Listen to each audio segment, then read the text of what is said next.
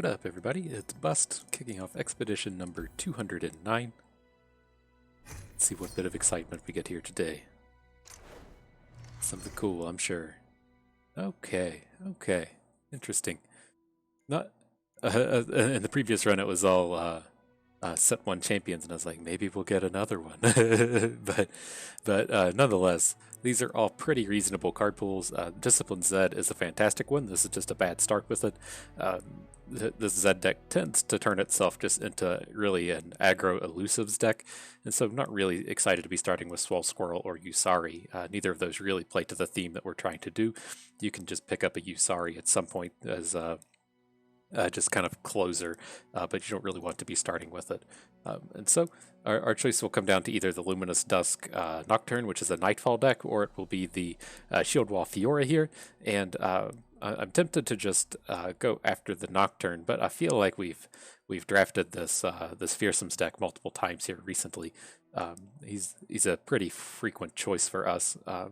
And so I'm willing to just jump in on the Fiora, I guess. It's been a while since we've drafted this theme here.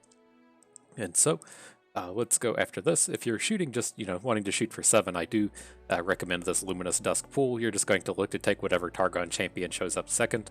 Hopefully it's Diana, but it doesn't matter if it's not. And then look to just draft all the Nightfall units. I'm a huge fan of the Stygian Onlookers, just a huge chunks of damage that you can drop on like turn 3 or turn 5, and then it's pretty easy to close out with Nocturnes and Doom Beasts. But nonetheless, we're going after this Fiora here. Let's take a moment. We'll get her pulled up on the site. If you're not familiar with the site, it is ftpbus.com. We're just going to be over here on the Expedition Helper section. We're going to scroll down to Fiora, click on Suit Up, Shield Wall. Which one is this Shield Wall? That's one that pairs with Shen.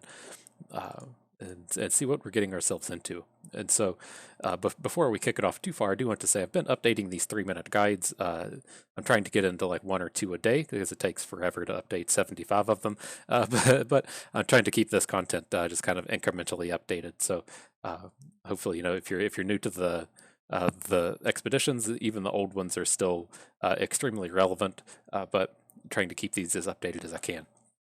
Nonetheless, back here to Fiora. This is a deck just centered 100% on barriers, and you're going to try to OTK your opponent. And so the big cards that we'll be looking for here are both Prismatic Barrier and Riposte. And then the way we tend to play this deck is we won't play anything in the first 2 turns, and then on turn 3 we'll play Fiora with 3 spell mana, and we can start challenging down their units and protecting Fiora with barriers. And then once on turn 3, you've spent that 3 spell mana on your Prismatic Barrier. The next turn rolls around, you have 4 mana, and that just leads perfectly into Ripostes. And so that is the big idea here. We're going to take whatever we can to get these barriers to keep our Fiora protected. If that doesn't pan out, though, we do have to have kind of a fallback plan, and that's just where these other challengers come into play. Be that Fleet Feather Tracker or Screeching Dragon, not in this card pool, but Laurent Protege is our typical fallback. We'd hopefully find a copy or 2 of him.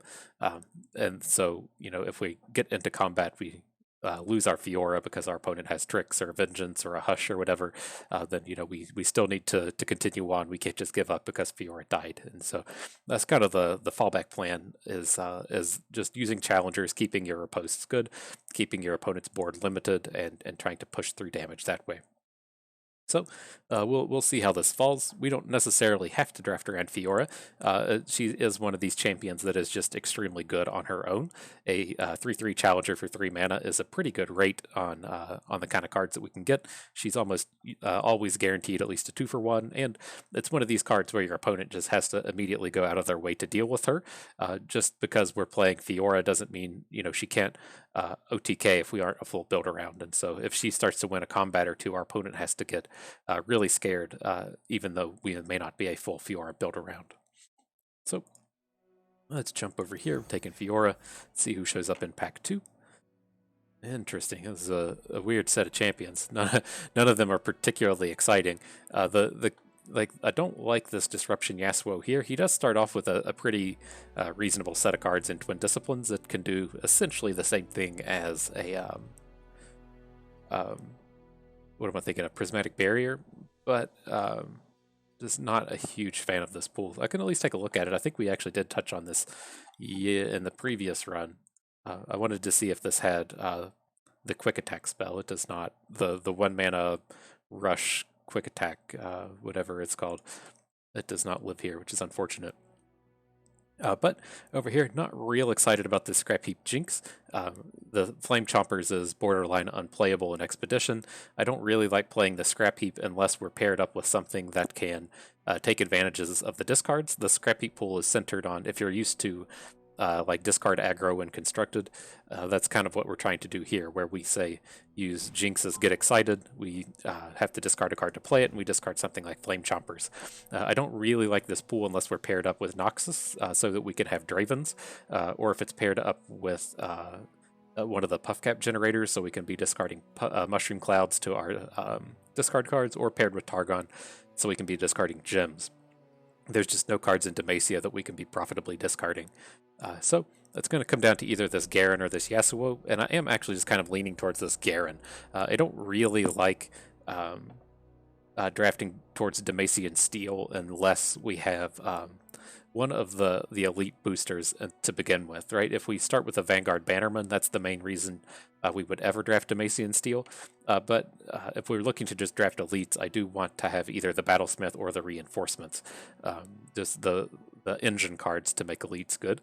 But I think, if we're looking to actually just plan to build around Fiora, then, our fallback plan can just be this this kind of elite strategy, which I think we're going to get a little bit more value out of than hoping we spike some Twin Disciplines out of this Yasuo. Right? Because if all else fails here, like let's say, and the next pick we see a Battlesmith and there's no barriers, and then we can easily just pivot into this elites deck while still trying to draft 3 Fioras. But with this Disruption Yasuo, we can never draft a real deck around Yasuo. So I'm going to take the Demacian Steel just because it has some pivot potential here. But let me take a moment. I know there's a couple things with this Garen I want to call out. This Demacian Steel pool, as I mentioned, is just built on elites. I don't really like ever drafting Garen because I don't think he's a good champion. It's not that, he's not a good card. The problem is, like, how much better is Garen than, say, a Swiftwing Lancer? How much better is he than Challenger Dragon at 5 mana? I think he's worse than Challenger Dragon. I think he's worse than Radiant Guardian. And so he is good, don't get me wrong, but he's just not a champion that we want to be stacking multiple copies of. And so when it comes to this card pool, I usually plan to just draft other champions. And then the big reason we ever want Garen is because of Vanguard Bannerman. It's just such an incredibly, incredibly powerful card. Just gives you so much value in any game that stalls out a little bit, which is something we should be capable of doing with this Fiora.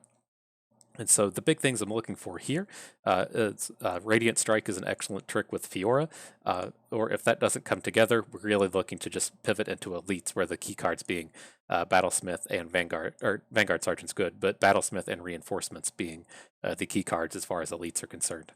But what I wanted to kind of get to with this Garen is even if this doesn't really come together with elites, we're always happy to be taking these Bannermen.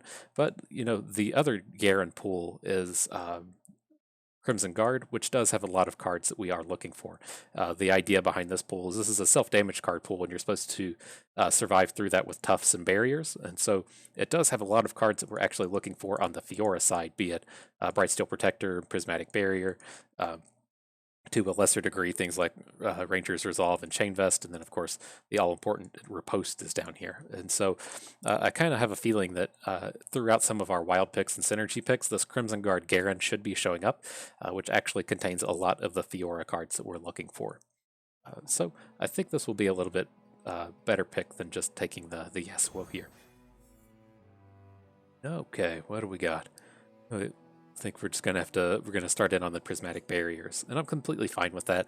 And do note that the Green Fang Warden is an elite. It's a little bit hard to see with the LOR Guardian ratings on top of it, but he is an elite unit. And then, so out of these other ones, Dawn and Dusk is reasonable, but I don't want to be diving into Ionia. Sparring Student does not play well in the style of deck we're doing. And then I'm hoping to not actually have to take 4 Demacia. We'd rather get these out of Vanguard Sergeants. I don't like 4 Demacia unless we're either in Scouts or if we're in a Mage Seeker style Lux deck that cares about playing 6-cost spells. So it's a fairly easy Prismatic Barrier here. Okay, game really wants me to have a Dawn and Dusk. I don't feel like we're ever going to get any real value out of that. So I'm just going to come down here and take these two 1-drops. Having a challenger is fairly important. I don't really want these investigators. I don't think we'll ever be able to activate this, or if we have like, you know, 1 reinforcements and like a remembrance or something, it's not going to be activated with enough consistency to be good. So the 1-drops down here are fine. Let's see, how does this continue? None of the cards we're wanting are appearing to show up. The single combat Senna will be okay. Not a huge fan of Senna in this style of deck, because the Senna tends to play, well, she obviously plays better in Lucian decks, but she wants to be playing in a deck where you can give her Challenger. So if you want her in a deck that has like On Guards in it or Laurent Proteges to pass out Challenger, but we don't want these Challenger cards typically inside of Fiora decks, right? Because what do we have? We have 2 Fleet Feather Trackers and a Fiora amongst our 11 units at this point, so it's like a third of our units already have Challenger. And so there's a lot, the cards that make Senna good aren't cards that particularly work well in these Fiora decks. But, you know, as far as these packs go, she's the best choice here. Okay, well, we're taking On Guards. It looks like we're jumping in on them. But I think I'm more keen on just trying to take this Vanguard Redeemer. I'm not real stoked about Chain Vests.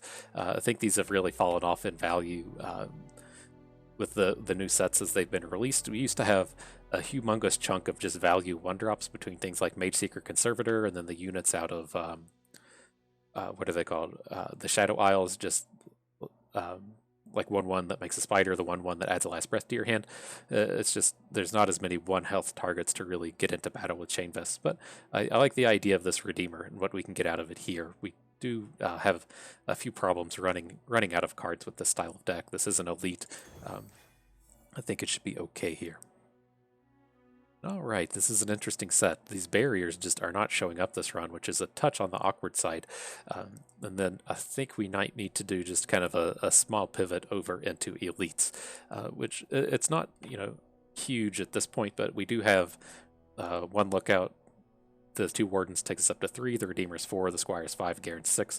This will get us up to 8 total elites, which is, you know, we shouldn't have too much trouble getting value out of this reinforcements.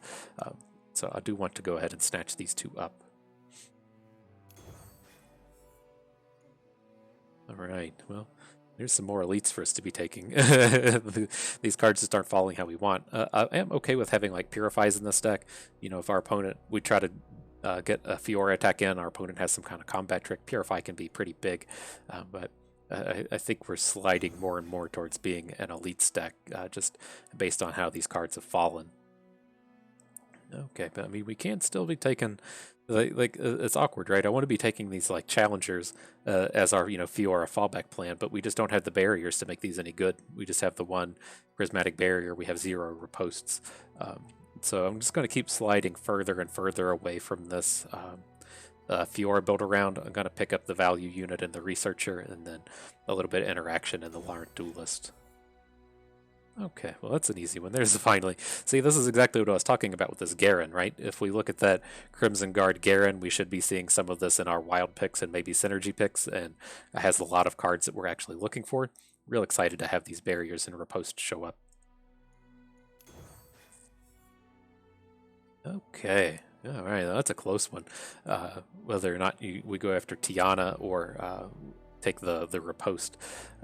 The thing that's kind of unfortunate with the riposts here is we have passed on 2 of the Quinn Birds, and you know, Quinn Bird really loves having a riposte to be able to challenge down something with its scout attack and then take down another unit with its just normal attack. But interesting. So we're gonna have a tracker with a riposte, which I think we're okay with.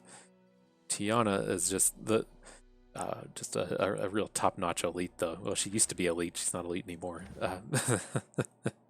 She's no longer the Joe Flacco of Runeterra. But I think we can usually get quite a bit of work out of these rallies. We'll just have to try to trade away this Chain Vest. I really want 0 of these, but I certainly don't want 2. Okay, another set. Perfect. Barrier riposte. Just ultra ideal set of cards. more Tiana. That one's a little bit more challenging of a take. I don't want two of these in our deck. And so I think we're good to just come down here and take the Researcher with a second single combat. Just all around some important interaction. It gives us another way to get strikes in with Fiora, and then the Egghead Researcher's a great piece of top end, generating oftentimes these Challenger Dragons. So, great set of units for us. Okay, well, here is a Quinn Bird to go with all these riposts that we've picked up. Oh, come on, bud. Come help out. So, we are getting a little heavy on the Fleet Feather Trackers, but I think that'll be okay. It's not like we don't have War Chefs like we used to. Okay, here, and pretty cool to pick up back-to-back. I do want to have one back-to-back in this style of deck. It's just we're going to get real combat heavy, just all-around top-notch combat trick. We did get a little light on our top end here. It was just the one Cavalry Reinforcements Tiana, and so back-to-back will help play towards that end. Okay. Cool, let's get to it. Classic. It's like drafting in 2019 again.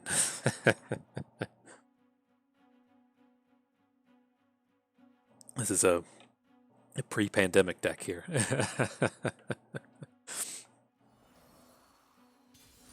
Was this even out in 2019? I don't know. I was in the closed beta, and so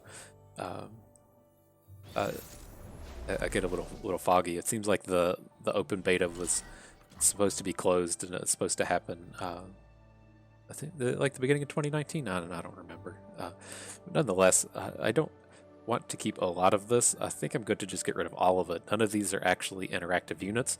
We could consider hanging on to Redeemer as kind of a value play, and to both ensure that we have something to do on the third turn.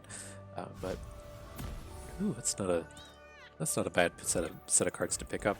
Was this Diana Aurelian Soul? Sure.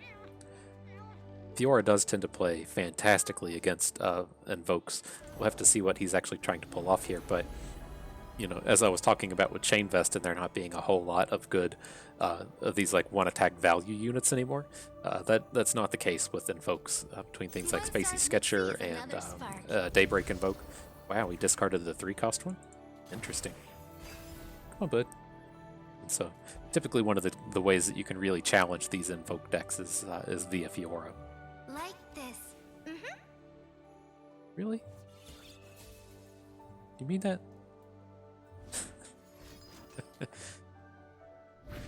Oh, things are getting aggressive here. Are we going to have to wait a few turns on our Fiora? I don't think so. Unless you just Moonsilver something and then not play it.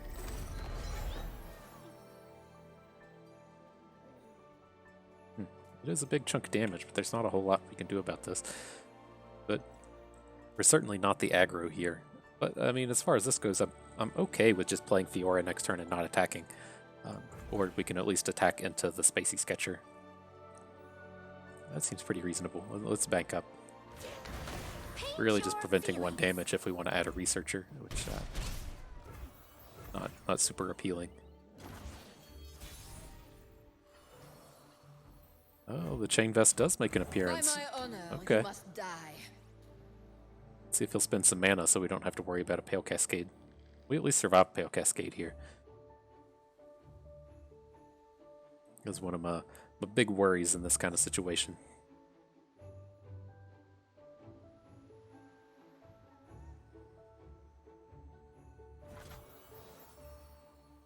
Interesting. Alright, well let's just run into it. That's the only combat trick he can have to win here. I never try me. And these Targon decks can be a little scary. I don't want to count on being able to OTK with Fiora since they have access to Hush and Sunburst. But nonetheless, this is a pretty decent start. Yeah, this lines up fine. It just doesn't do anything. So we'll have the 4 mana for Riposte, and we can add a Researcher. It's good stuff. Good stuff.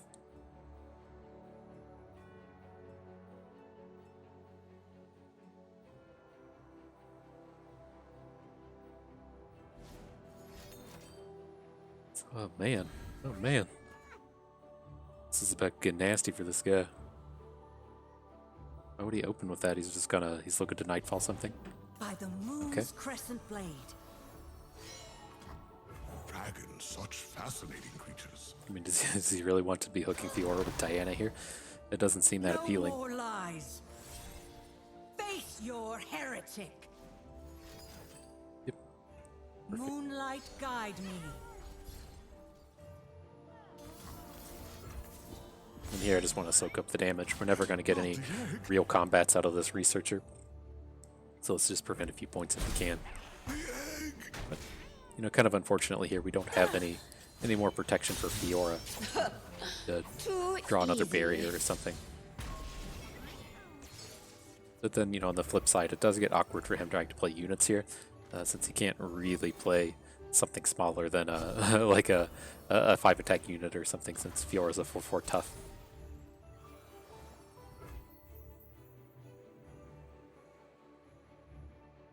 Sting. Like, I'm really tempted to just play Garen and pass. But it's weird in the sense that if he... I don't think we should do that. I think we should just play the Researcher, see if he passes back, and then we can pass. We're not in any kind of huge hurries here. He's down to 3 cards to our, like, infinite cards. I think we should just bank up in the hopes that we draw a combat trick. This is just going to limit what he can play for the rest of the game.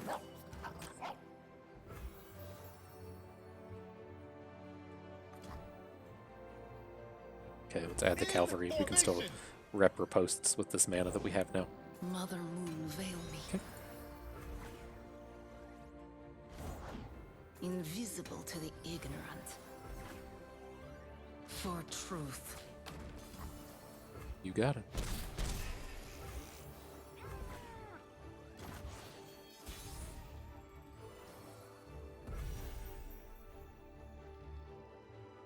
Okay, I like this. Let's do this. Let's Quinn Bird. I'm just going to slam it into the Messenger. And then play Vanguard Redeemer. See if we can't draw either a Riposte or Prismatic Barrier or a single combat. To try to get ourselves out of this a little bit here. So, oh, not you. You can have gems. I'm not worried about that.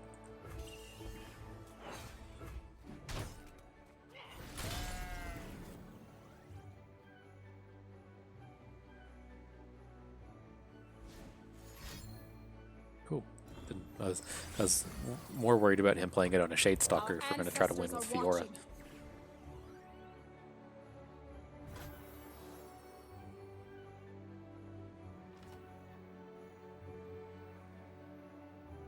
Let them eat swords. Try me. George!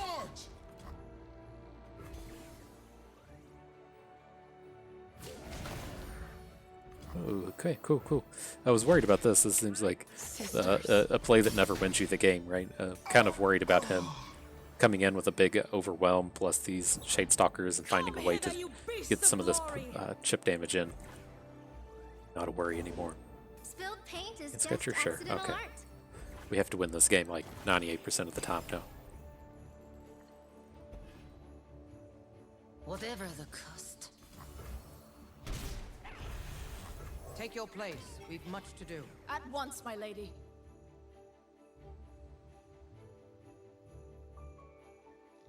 There we go. All right, cool.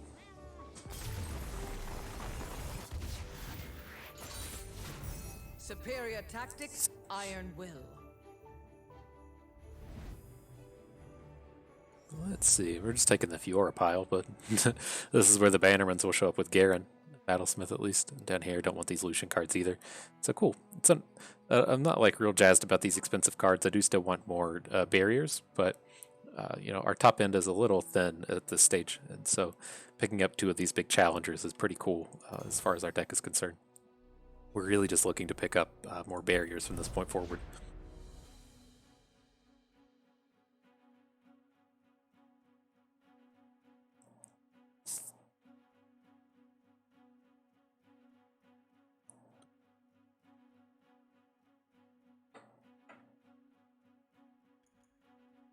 Alrighty.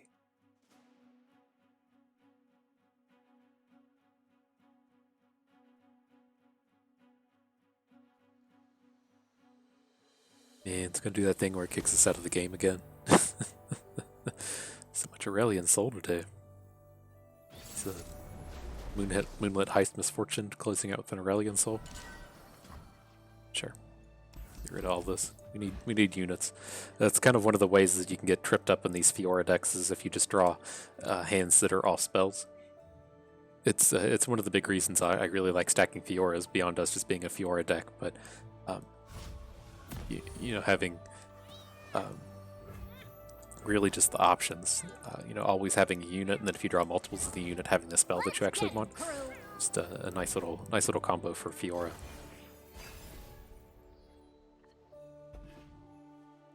Alright, with a hand like this, we can't just be on this bank to 3 mana plan when this hand just doesn't do enough. I'm still good to scrap. I'm something of an aspiring trichologist. Alright, we're ready for the late game. Sure. Wow, that's aggressive.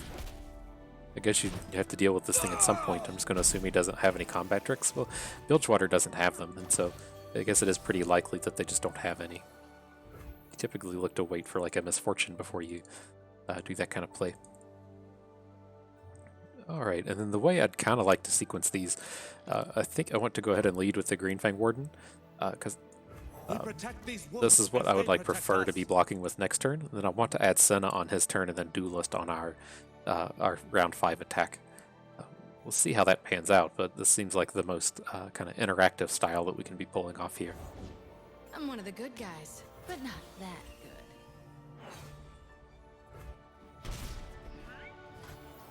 He smells something.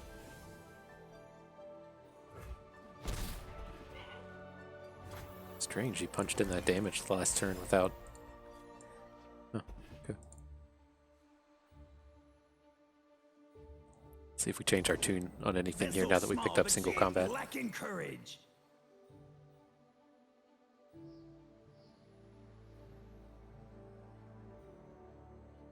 I think so, although I'm pretty excited to take down Misfortune. So I think we want to continue on the same plan, and then we're just going to plan to add Vanguard First Blade or big heavy infantry next turn. So this is fine. I have to assume he's going to hook Senna with the Hunters, and then we can just single combat down Misfortune. If he wants to offer up the trade for this thing, I'm happy to take it. We're done using Greenfang Warden here. What brings you here?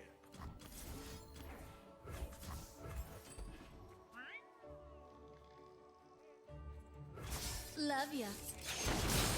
Purity, peace.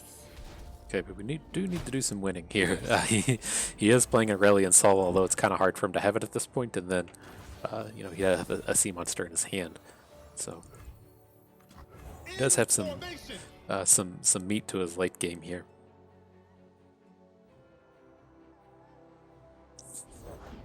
There's blood in the water. I'll take the 2-for-1 if we can have it. Okay.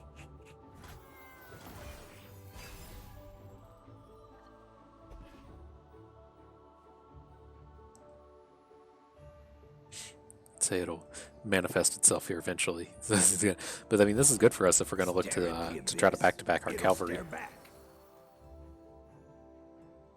This is a fairly awkward turn. It's just, I don't want to add units while he has this Jaw Hunters on board. We're just going to get blasted if we don't.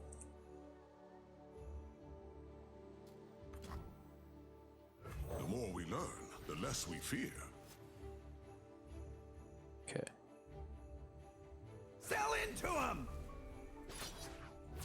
Swim quickly, little fish. Come back later. You unfortunately have to get one of these challengers going. Really just want to add First Blade, but... Well... What if we do it like this way? We can bank 3. 4... 6 will be at 7, give us 10 mana next turn, because we do have access to Learn Duelist. If we're like real intent on making a back-to-back play, we can Learn Duelist our Cavalry and then hook the Abyssal Eye. I don't super like that. I think I'd rather just add a dragon. So if we're adding a dragon, let's just play First Blade. Where you go, I go.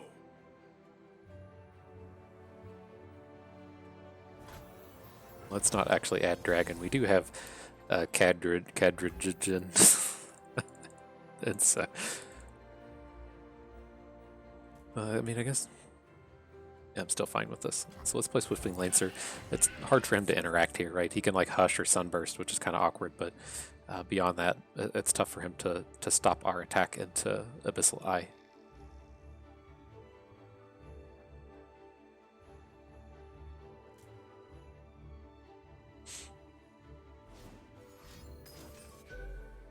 Okay. I failed. Right out. Join the drowned. All right. Well, seem pretty reasonably ahead on board. A noble. And, I do like the ideal of having the Screeching Dragon next turn and then being able to make it gigantic 2 turns from now. See how that pans out. Come on, bud. Stellacorn, sure. One of the downsides to playing Aurelion Soul is that he just add a bunch of garbage to his card pool. Bag 'em and tag 'em. Everything's vulnerable. Okay. Come on.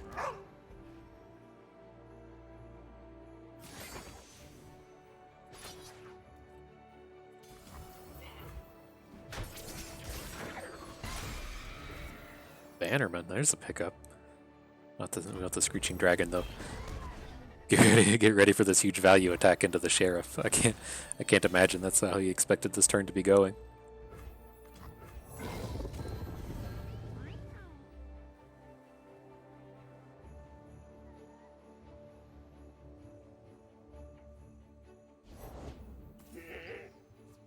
Sure.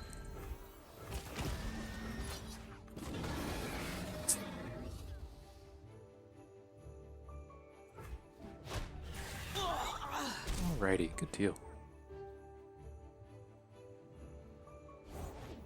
No prey. A little scary. No I don't. prey. We just gotta survive this attack and we should be good to go.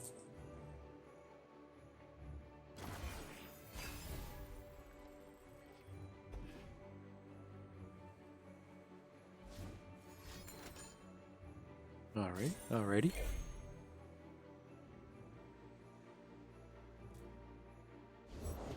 They cannot strike Shit. what they cannot see. There's nothing we can do about that, right? Damn. Boo. Boo. Ugh. I don't know. I don't know. We could have maybe played that early game a little different, but I don't think that's a line that you can ever play around, is hoping your opponent doesn't have an epic. So, anyways, let's get rid of this Vanguard Lookout. Always happy to pick up these riposts, but there is a Bannerman. Interesting, interesting. Because we like that game. Showcases like my big worry with these style of decks is like, what do you do if you don't draw Fiora? And we have like a good amount of the tools to do well with Fiora. We don't have as much of the tools to do well without her, and so I really don't want these chain vests. Like, I'm not Vanguard Lookout isn't a unit I want either, but I think I'm happy to get rid of these. I think the chain vest just plays so much worse than the Lookout. This at least comes down and can like stall the board for a while. Let's pick up Bannerman here. It's still like it's not ideal with the Fiora theme, but being able to give Fiora +1/+1 or give a challenger 2+1/+1, it's not the it's not the worst thing you could be doing.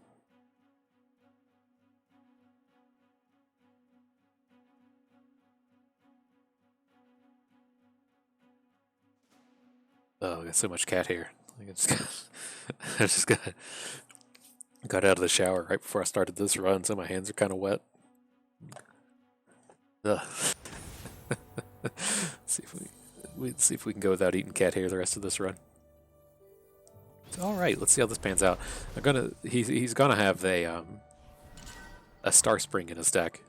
I don't think there's really anything we can do to play around it, but I have to assume he started with Soraka Gangplank and then picked up Tom Kench as his second champion.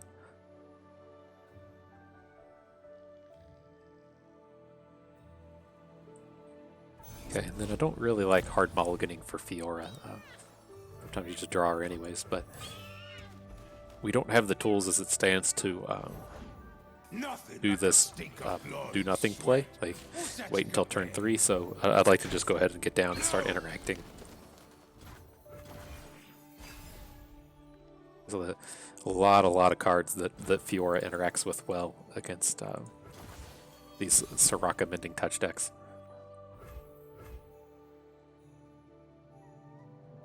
Just add her, right? I don't feel like there's any reason for her to feel unsafe here.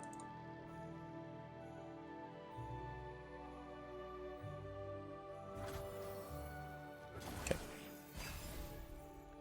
Then I don't know what level of cute this guy was trying to be, but to be able to push forward through that is pretty good.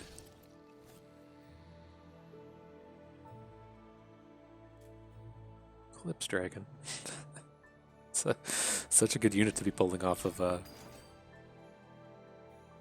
the thing here. Okay. How scary is this? Currently have an answer to that. Appetizers of plenty.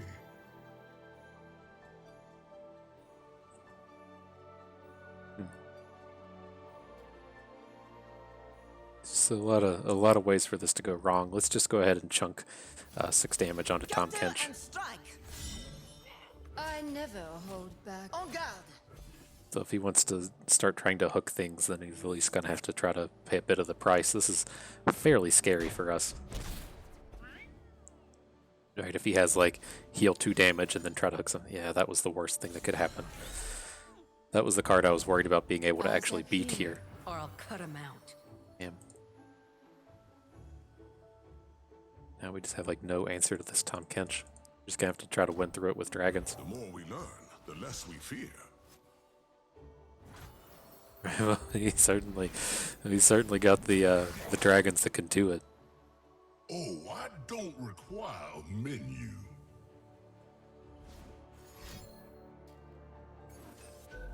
Okay. Come on in. How do we go about this? I think we're good to just get like something on board. Which has to be, kind of has to be you. And then we're just gonna plan on trying to get a single combat play onto his Tahm Kench.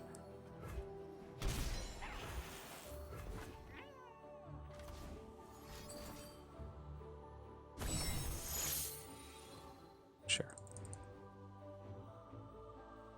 But he just picked up a barrier to protect his Tahm Kench from the single combat.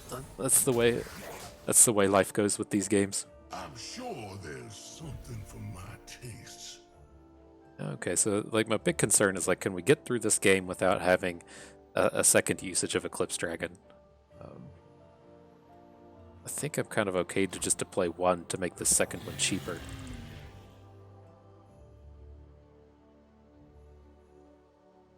Oh, this is so bad if he just drew a barrier off of our deck. What do we have? We had 1 riposte and 2 barriers. Out of 20 cards, 3 out of 20. That's like 10%ish. Allow me a small sample.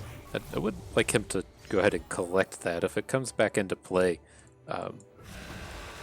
we do get a humongous boost by getting an additional dragon.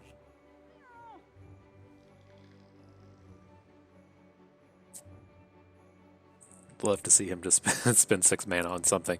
I can't imagine that's what he does. He's in such a good spot to just pass the turn. But one can hope and dream.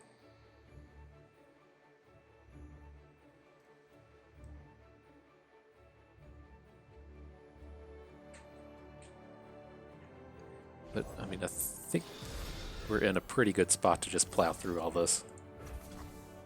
This has to be successful. There's no 1 mana card to protect his Tahm Kench. This should probably just be a game winner here. But the thing I had lined up was I wanted to just add this second dragon next turn and then have this big, huge double dragon attack. Yeah. And as I say, attacking with those twice with the addition of Tiana should have been enough to close that out, even with all of his Tahm Kench value.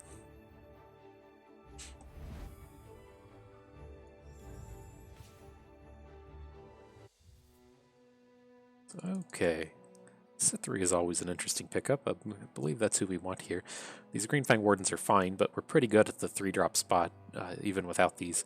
So let's go ahead and pick up Set 3. Again, something that plays 2-hour, win the game, even with the out Fiora kind of needs.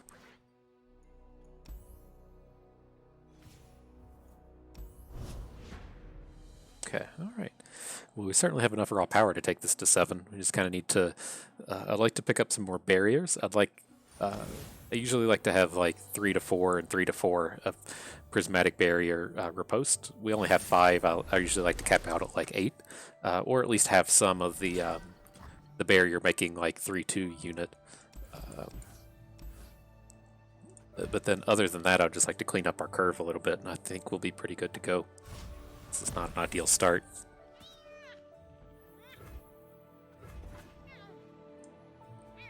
Interesting, only playing one Zed. Sejuani Zed. Huh.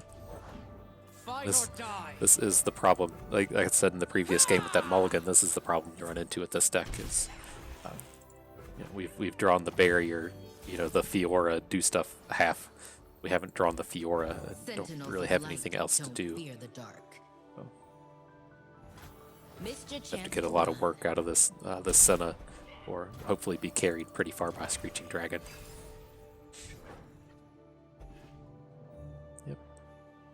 The Winter's Claw.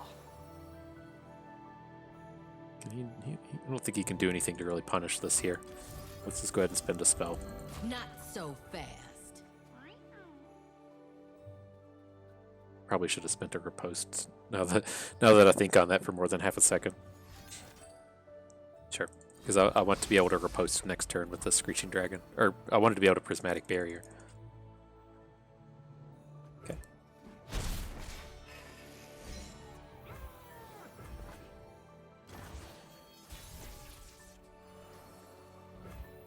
Would we rather just play Warden? Probably not.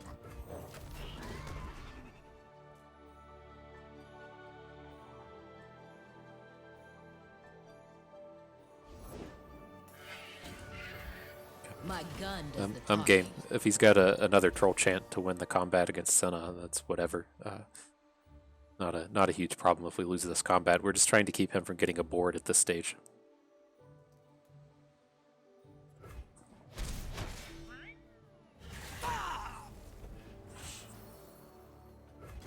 Interesting.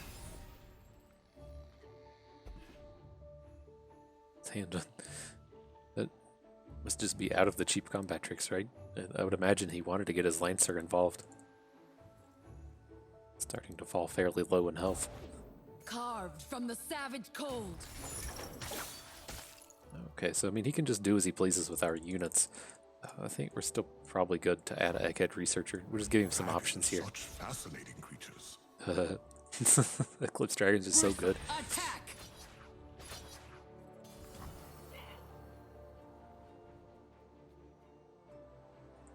Do we want to go all in on this? How abused are we going to get by Brittle Steel? And if we do get abused by it, how much do we care? The thing I'm thinking of is reposting our Screeching Dragon and then single combating Sejuani. If our dragon still had 4 health, that would be much more of a positive play. If we get Brittle Steeled here, we just get steamrolled. I think we've got to spend this mana, and we still have a lot of this stuff on backup.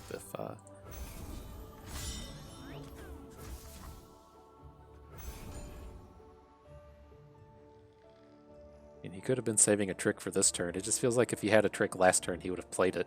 If he had like a Troll Chant and he could have just 2-for-1'd and kept both of his units, like why wouldn't he have done that? Would he have really done it just to protect his Sejuani? It seems like he just doesn't have any tricks here.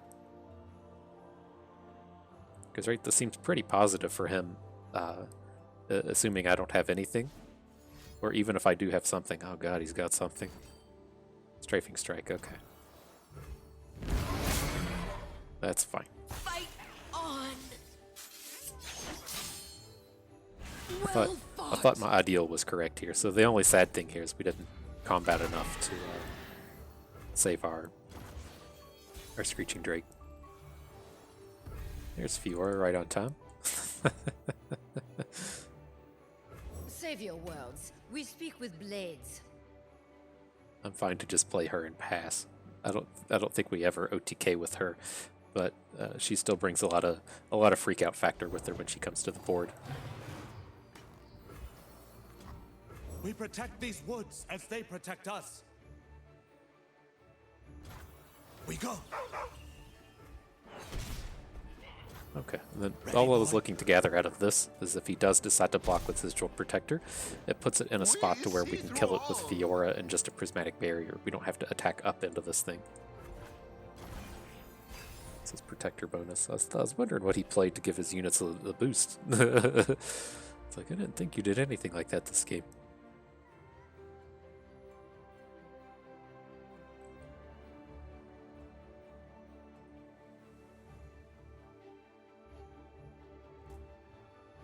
These eyes see all. It's like, again, how bad could this ever go? If he didn't have tricks last turn, I was like, hey, we gotta assume he just doesn't have them again this turn. So let's get Jolt Protector back down into Fiora range and see what happens here.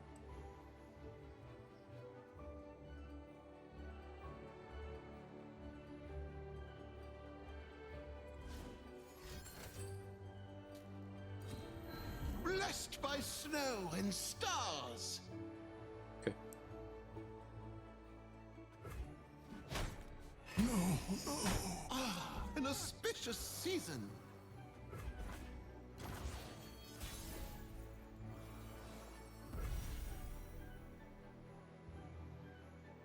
Alright, I don't want to spend these combat tricks here. We're never winning with this Fiora, so let's just go ahead and get that idea out of our head and just get big dudes on the board.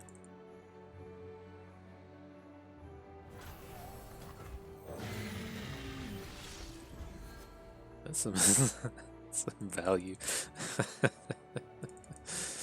Oh god, so much out of the one just Dragon Researcher into Eclipse Dragon into Splitter and Immortal Fire.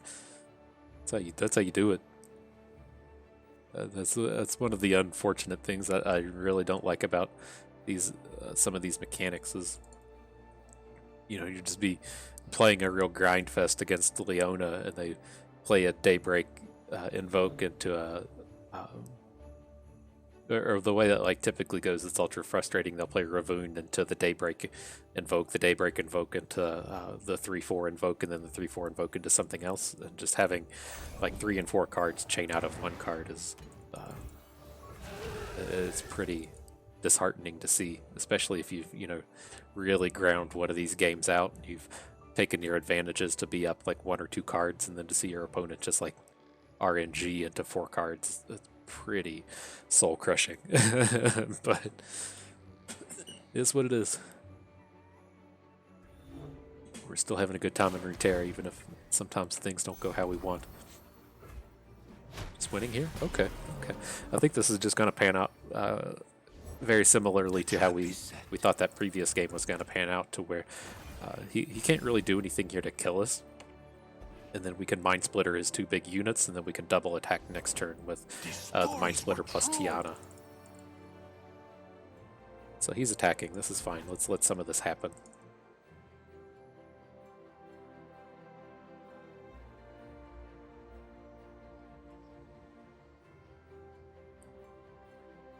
I did have to stop and think. We could probably just win the game with the Immortal Fire, right? Maybe we should have just played the Immortal Fire instead of going on this infinite Mind Splitter plan.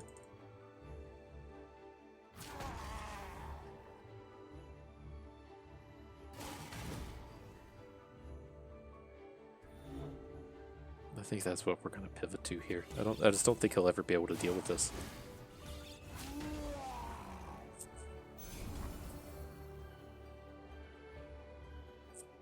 Okay. There. Seems like a waste of a turn.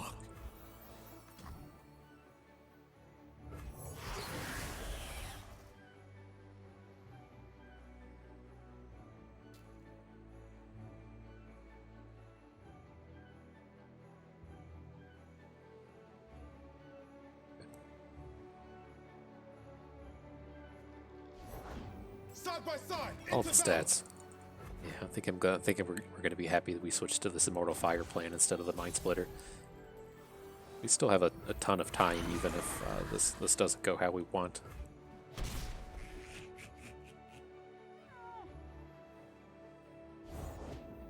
Are you fucking kidding me? We can at least single combat through that thing, but Hold nothing back. he knew what was up. He saw the writing on the wall. So how do we want to go about this? Let's just try to get a hook kill on this thing. Or, I mean, not even hook kill. I just want to get the hook with the tracker. So we're doing this. These two. These two. Again, we're done with this Fiora plan, so let's try to hook this thing. Send this guy down here.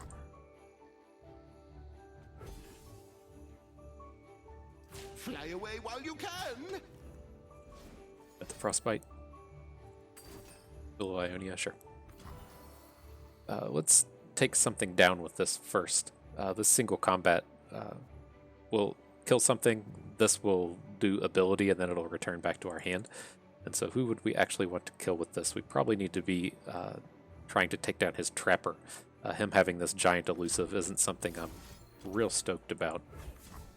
So let's see if we can't go ahead and win the combat this way. This will be quick. Perfect. Blessed by snow and stars and feathers. Lulu! Okay, this might be the spot where we want to just Mind Splitter next turn. We'll see. We'll see. Probably not.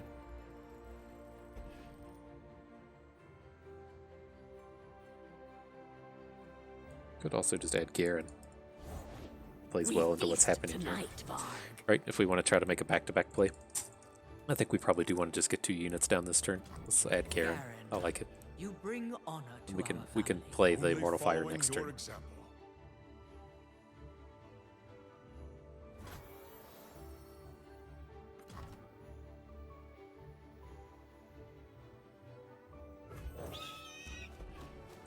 Stop here. Surprised you didn't see him attack, but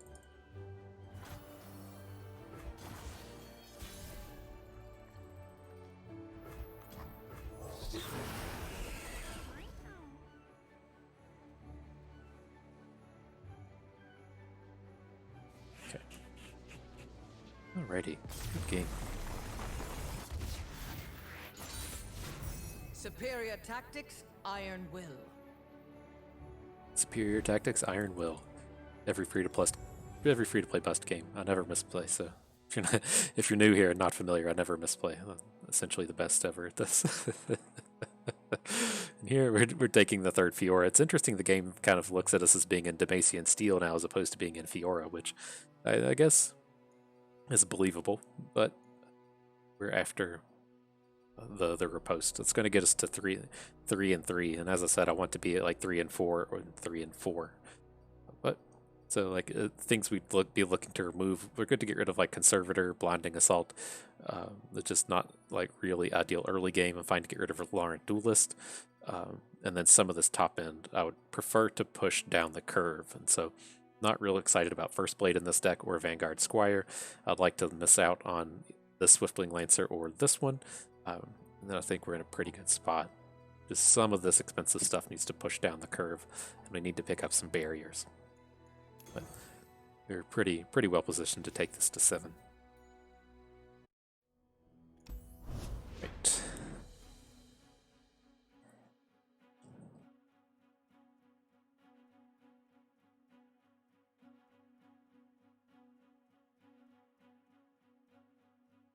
And a reasonable opponent. Oh, that reminded me.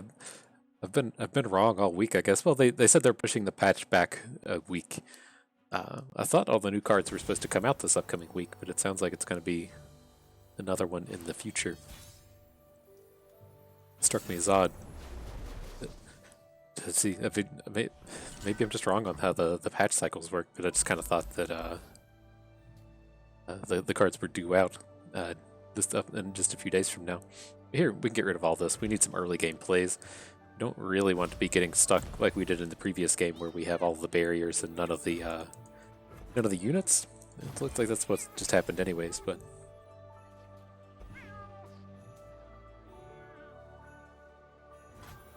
Maybe we could find our way out of this. Nope.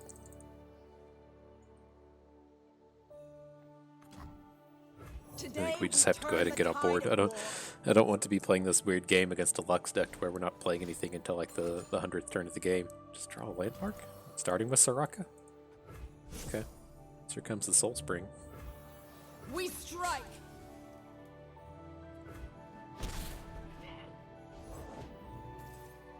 Star Spring, not the Soul Spring. But, I mean, we are primed and ready to just drop a shitload of stats on the board. So, we do have that going for us. I'm kind of even okay with just skipping on Fiora here if he doesn't do anything to add actual units. To do my part.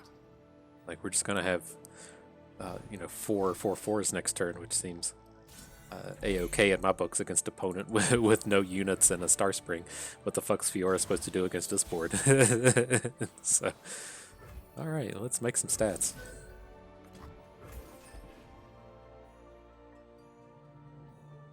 There's an argument to just go ahead and play Garen here, but I don't think so. I mean, what's he ever going to add that we even care about? This is not We it. will not hesitate. Quit your yapping. Okay. Injustice. I mean, we should just be able to like combat trick him out of the game next turn, right? We just add 2 units, or add Cythria, and then punch. We should too. Okay, I'm on board with that. Save That your ideal. worlds. We speak with blades.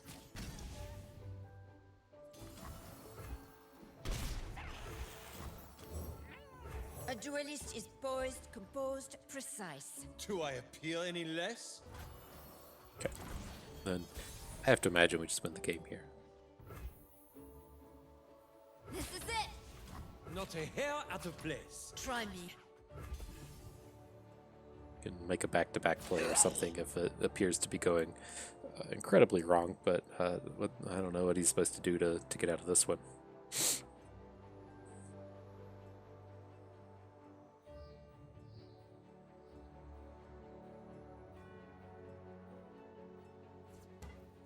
Uh-oh, he's doing stuff.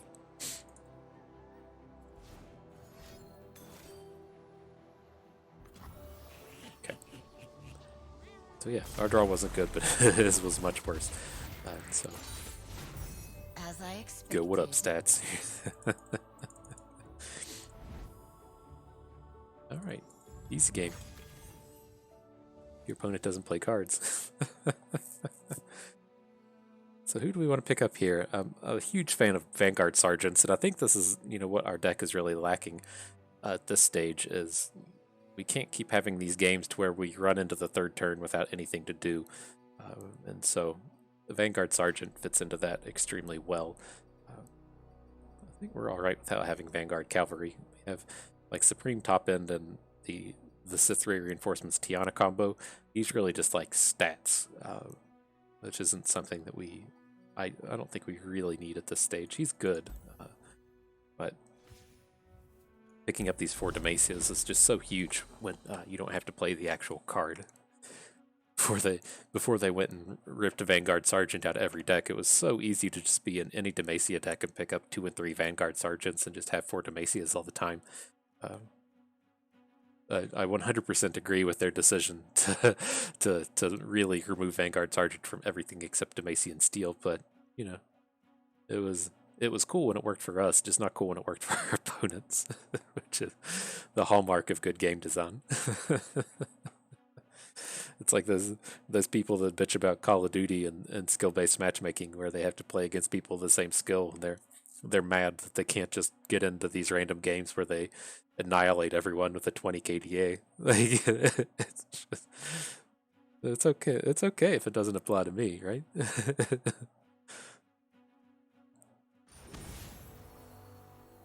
It's like, I mean, I don't know if it's just like coming from a competitive card game background, and it's like seeing like the ladders actually just show up. Here, hang on. What do you... Oracles to Quinn. I'm trying to think if we want to hang on to single combat. I think we probably don't. We just want more barriers.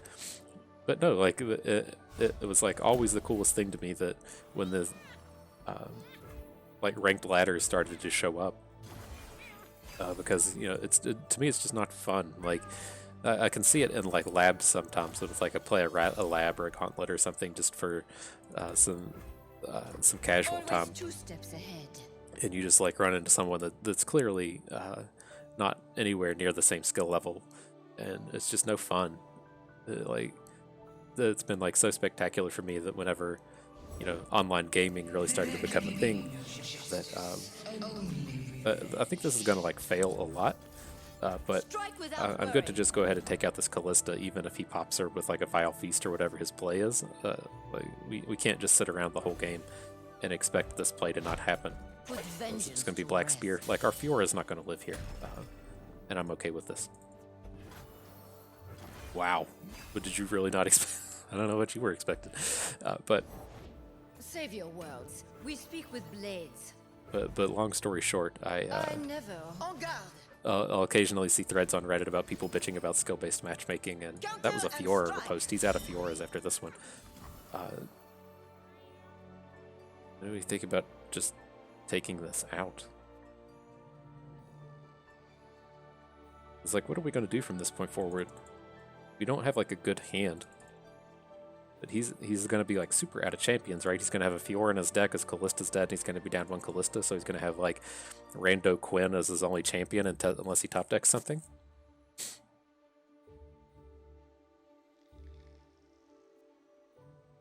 I long for a worthy opponent. It's really close, because we can technically deal with this Fiora with these things out here, but I think we just go ahead and take her out while we can. It's a ballsy play to try to run Fleet Feather Tracker's Blinding Assaults into a Fiora. A tragedy. Just for the sake of keeping ours around. Hang on, what did I do wrong here? What just happened? What did we do? Hang on, what?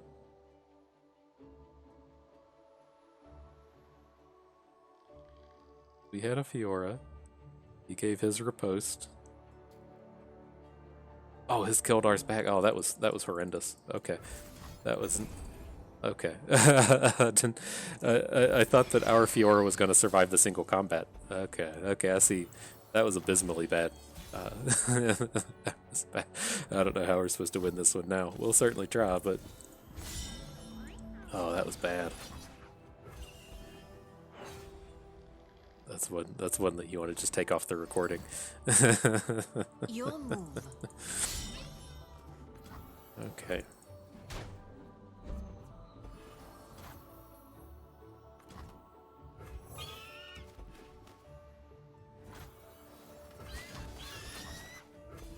Wow, we just get annihilated in that way. Okay.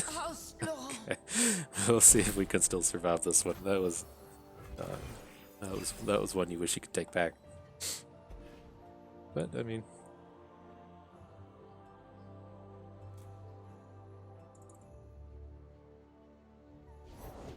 Where you go, I go.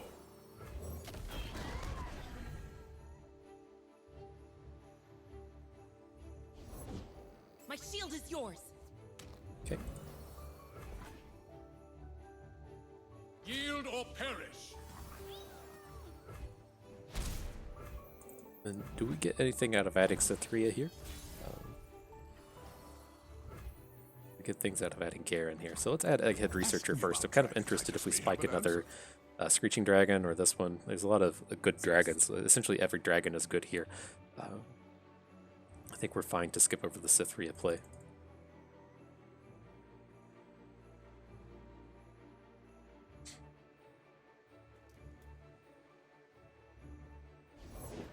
We protect these woods as they protect us. Okay, Garen can still strike into this stuff. For There's a world that he gets reposted, which is a bit unfortunate, but I'm willing to play into that. We do what is right.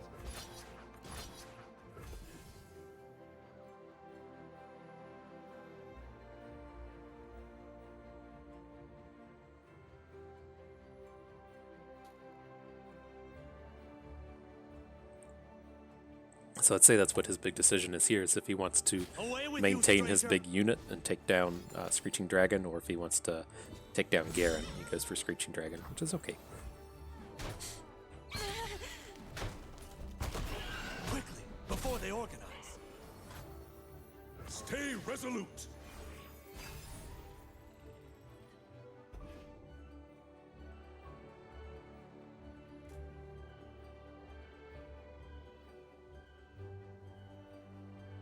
Alright, so I mean, with this hand, if we want to sequence this out, we can play Cytherea. That'll make the Squire cost 2, then play Squire, and that will be our 8 mana for this turn. Okay, and then next turn we can play Firebrand and Bannerman for the 9 mana, which Been I a think I'm long okay path with. to get here. At your signal.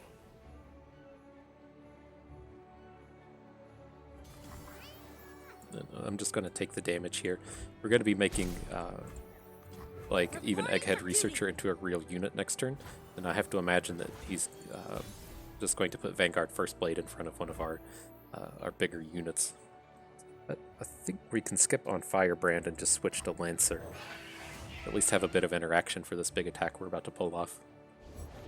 You're covered. Okay. Raise the banner. Lift our spirits.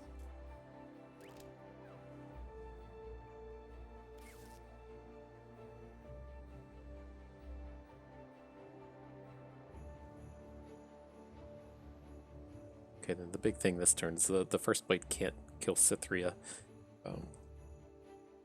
This doesn't feel like a combat trick that's coming at us. It feels like he's trying to decide what unit he wants to lose to the Lancer.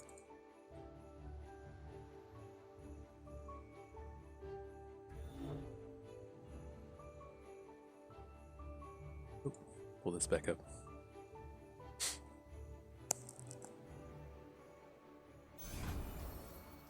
Okay, so let's at least just take down.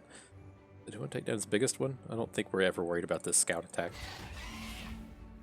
Or you can block with this. What? Oh no, that'll never work. I was trying to think if we had like some kind of lethal attack with our fearsomes, but I don't think we do. I'll follow where I can. Follow my lead. Actually, let's do it like this. I don't think we ever get blasted by the.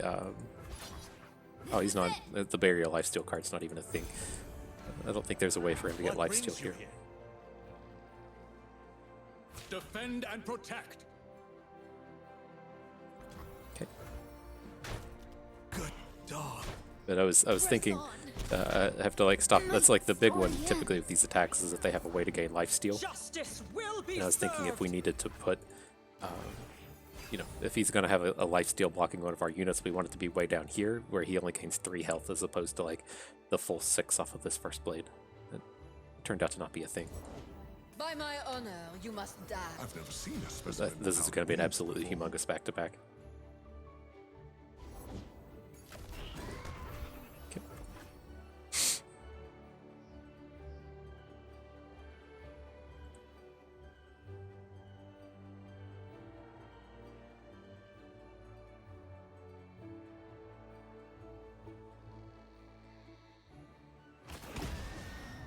What you got for us, friend?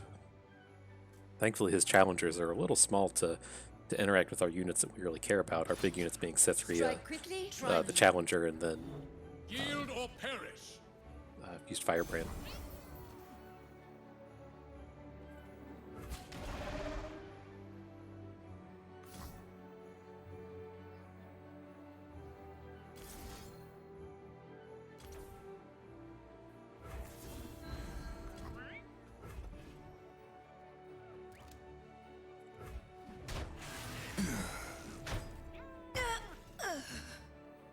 Okay, there is argument to actually take down that Screeching Dragon, but I think this ends up okay.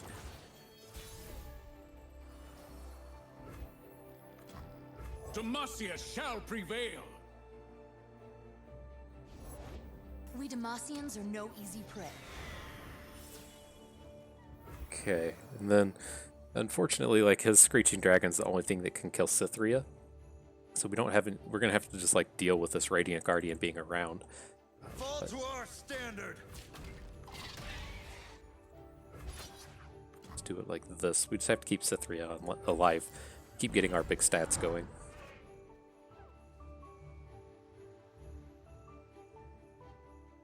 Stay back!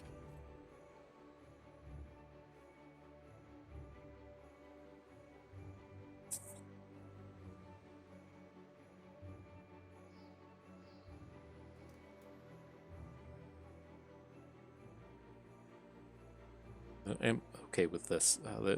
There is a choice to not attack with the Vanguard Bannerman. And just our 2 bigger units that can survive all he has left, but we're going to have to get into combat with this Radiant Guardian twice, and I want to at least be getting some of these like +1/+1 chunks into this thing so that we don't have to get into battle with this 3 times. Right, as it stands, this is going to take a 4 damage and fall down to 2 health, and we can kill it with whatever 3/3 that we probably draw from our Swiftwing Lancer.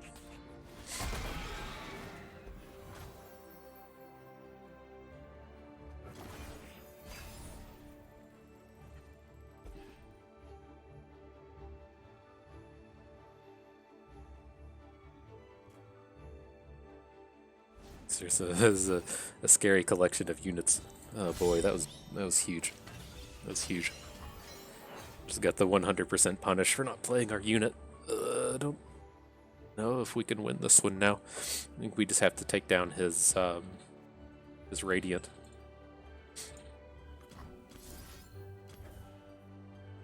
Right, and then we're going to take 8 on the crackback. We just have to hope he doesn't have another unit. Or we won't take it, he'll hook our 4/4. It's brutal.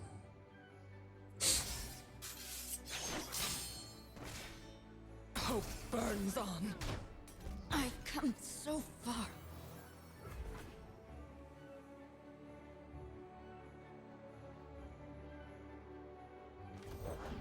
Confine and contain. Okay, well, we can put a blocker in front of this thing. I go. Just like hunting thresher geese. I was even tempted to like not block this Conservator since his Quinn block on our first blade is still good. At your signal. Let's get some damages in there. He has to block like 100% of the time, right? It's so easy for this this spell to be good. You'll go no farther. As it stands, I'm going to try to get some value out of this Redeemer. There's a good chance that we just have to play it as a unit to block here, but he's got 2 cards in hand. This is just like a riposte 100% of the time. Ugh, gross. Gross. Okay, well, this should at least stop his Quinn from attacking. We can try to push things through a little more. Scouting ahead. Maybe it doesn't.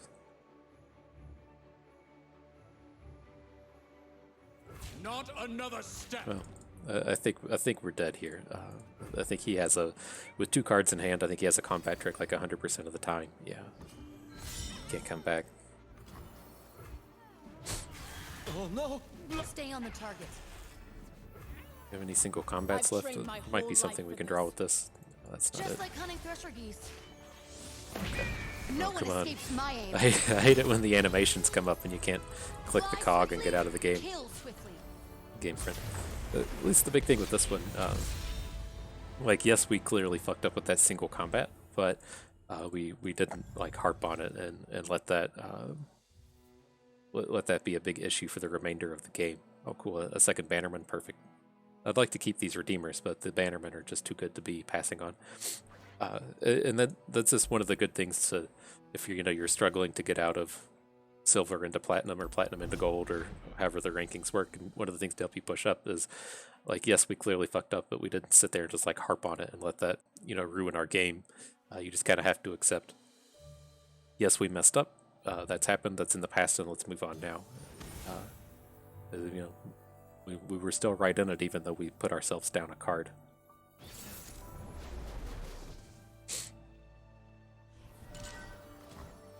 Can't let that tilt monster get to you.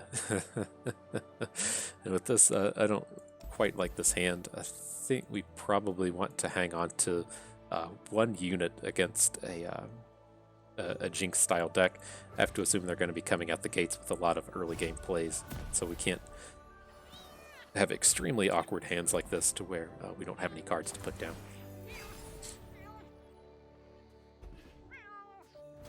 Okay, things are looking up. I think I'm gonna like forego playing this Fiora and try to just get a big value out of this Vanguard Bannerman.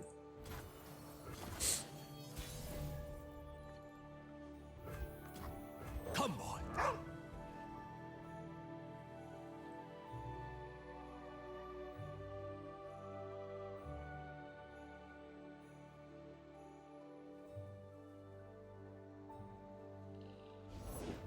Danger pays. Sure.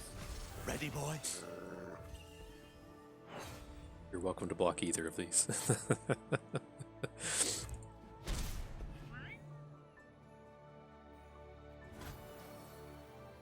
Follow the tracks.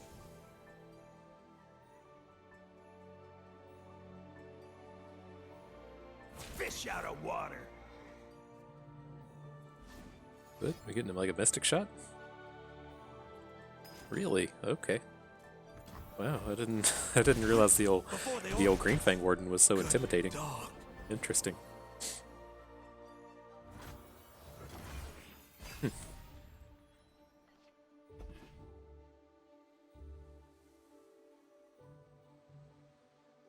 Trying to think like where we can start to line up this mana to get a Fiora down.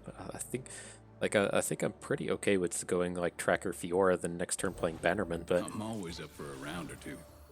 red card, okay. Are you gonna oh he only has one I'm mana. a people person.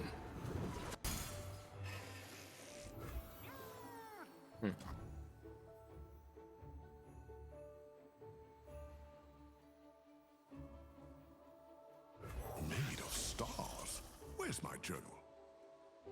Okay, well, I mean, we still aren't getting to this point to where we can play Fiora, but I think I'm pretty okay with playing Bird, playing Bannerman, and then trying to Bird down Twisted Fate, and then we'll just naturally be at 6 mana. Well, not naturally, completely, because we'll have the one banked, and then we will be at an actual 6 mana next turn, and we can start doing things with Fiora.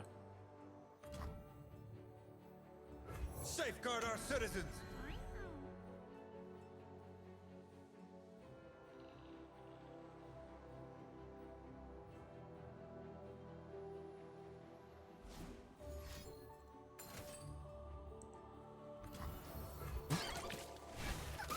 Not ultra worried about this Twisted Fate at this point, so I'm good to hook Long Claw, Long Tooth with our Bird. I'll follow where I can.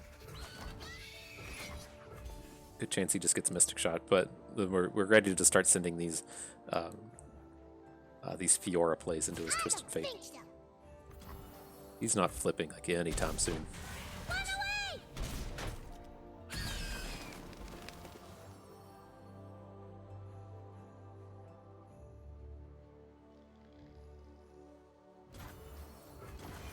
The old delayed Fiora, not necessarily the OTK. Well, we'll threaten the OTK, but it's not directly out from turn 3.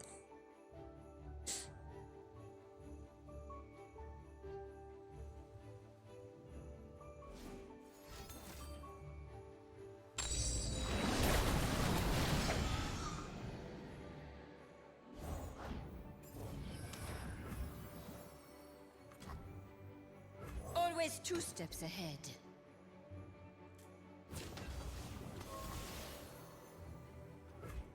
Okay, I'm trying to think how worried I am about some of this stuff. I think this is still just fine. I probably have to hook Twisted Fate now, but ooh, stats. One banner, one destiny. Oh, these Bannermen, so huge. But yeah, I think we'll go ahead and hit Twisted Fate here. He's pretty close to flipping, and we're not going to have an answer to him if he flips. But I mean, we can also maybe just lethal this turn. If we're looking at 6 from back-to-back and 2 3/3s, then just end the game. What a specimen. Show them our medal. So, I mean, this is lethal without him playing any cards. So he's going to have to interact with this in some way. Alright, we're just going to win the game this turn. The first card to come out of Twisted Fate is blue, and so he can't like gold card down our White Flame Protector. I think it goes blue, red, gold every time in order.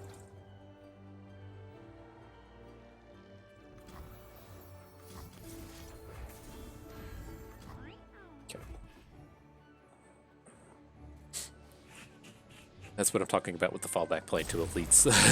That played out spectacularly. I mean, we had the Fiora with 2 barriers and just didn't do it. We just built up a big board and did it with the Bannerman. Love having that kind of alternate path to victory with these kind of somewhat brittle Fiora decks. And with this one, I would like to pick up some Silverwing Vanguards at some point, but these are fairly weak in our deck. The big power in the Vanguards comes from having the 2/2 on board.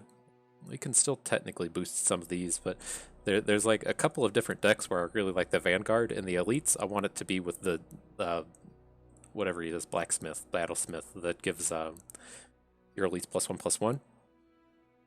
Or I like to have this in like really ultra aggressive decks to where we can drop a Vanguard, fill out our board, and our opponent can only add 1 unit, so we can interact with whatever the unit they just played as and their previous problem unit.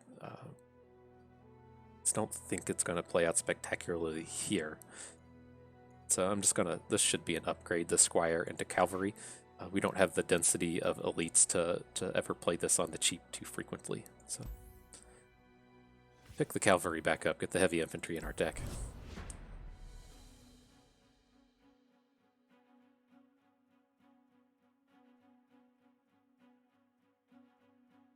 To check the temperature down here in the basement. It's getting chilly. Things get cold out here in the Midwest. American Midwest. If you're not from America, it's the middle of it.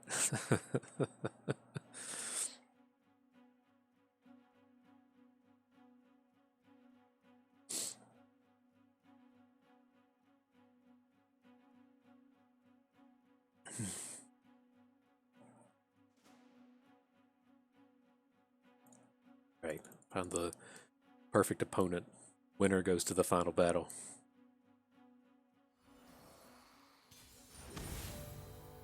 More Twisted Fate. Twisted Fate Karma.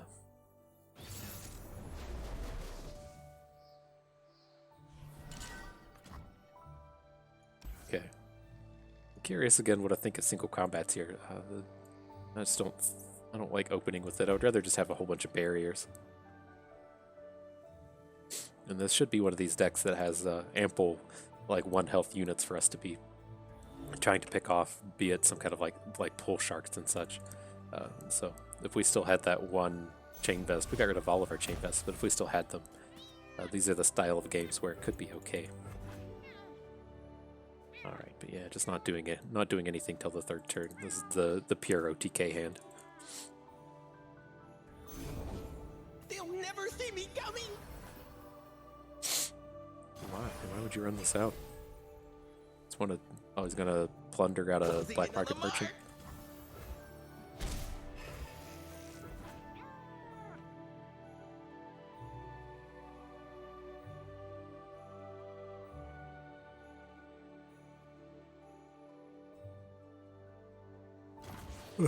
Interesting.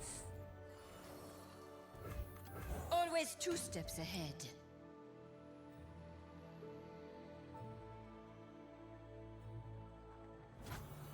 I never try me.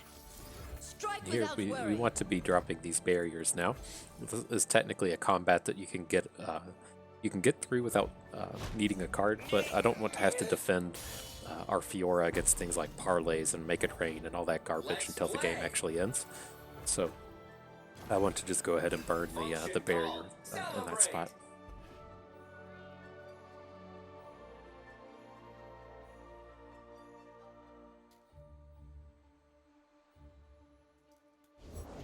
Deal me in.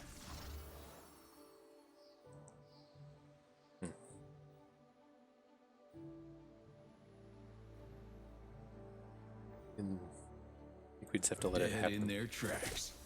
It's not ideal. This attack isn't super scary. But let's just try to bank all this. We'll have to take this 5-hit. This is not an ideal position to be in. We can't add Blinding Assault.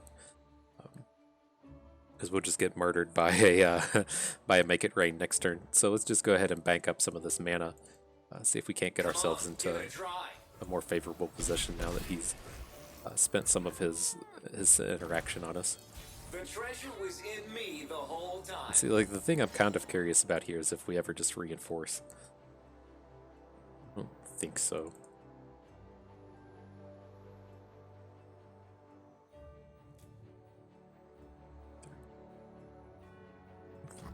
We need to accept this Fiora plan may not be working here. I want to add Tracker. I want to add Blinding Assault. I want to slam Blinding Assault and Twisted Fate, and then see if we can't get a good lineup from there. Okay, we're out of Make It Rain worries now. I don't think there's anything he can have to positively interact with what we're doing. We want to slam this Challenger bird in here. We're never going to get like super exciting like Challenger things out of this, and so if he has a way to protect his Twisted Fate, then I would prefer to be getting 2 attacks into this guy instead of just 1. Let them eat swords. Then I think we want to just go ahead and try to take down Slotbot. He's the scarier of the 2 units here at this current state.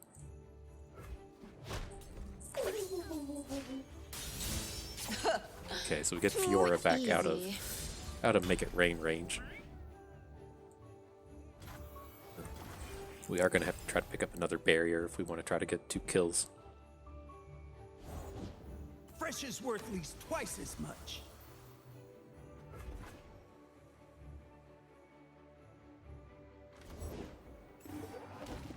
It's fucking humongous.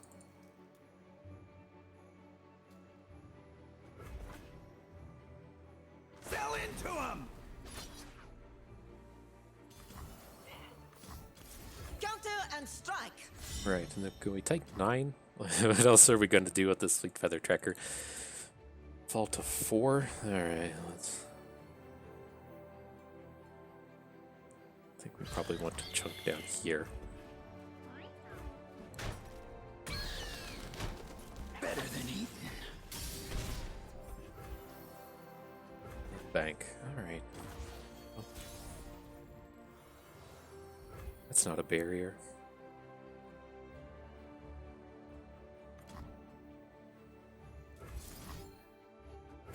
We're just gonna have to pass on it here. We'll get down the reinforcements and pass. Maybe we can do something with Tiana next turn. Maybe maybe he'll spend a bunch of mana and then play a Pull Shark onto something, but this is fine. This will be quick.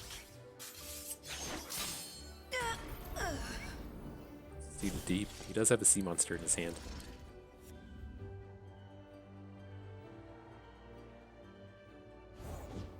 If I kill you, I don't fortune, stupid.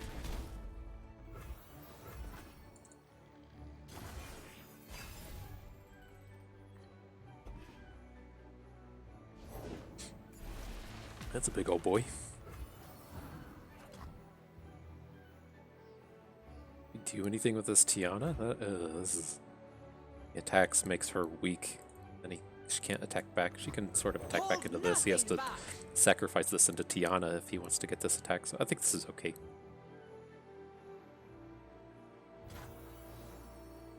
Yeah, I'll bring that thunder. Your attacks are still horrible if you want this to go.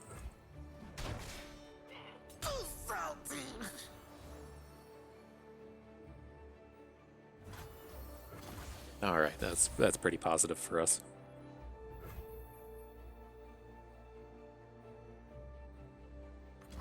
I think we can get everything with the back-to-back here.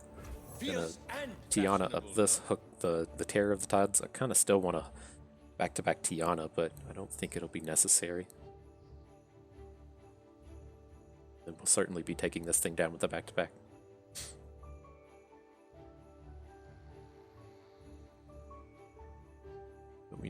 need to be closing this out. We need our board to be getting wide and really need a lot for this back-to-back to go right. Because, I mean, he clearly has more cards in hand than we do, and then probably just has a better late game than us as well. No hesitation. Taste my skill! But, I mean, if we can end this turn with us having our full board still and him not having anything, that's a that's a pretty good turn if you haven't done the mathematics on your own. That's how it looks like this is going to fall out. There you go, did the mathematics. This is good for us when we attack. All of his units disappear, and we still have units on the board. That's a positive. That's a positive situation to be in.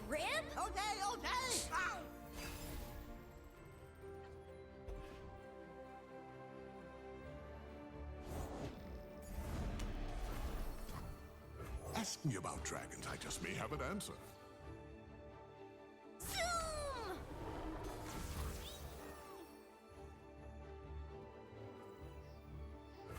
Not the To spend like a real unit. I do want to take this young witch down with a single combat.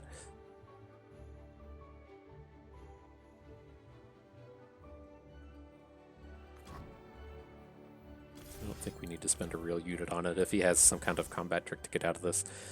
I mean, I guess like potentially we should have used the Dauntless Vanguard, so if he wants to like Twin Disciplines up and attack, but if he's going to Twin Disciplines up a young witch to take down an Egghead Researcher, then that's kind of whatever.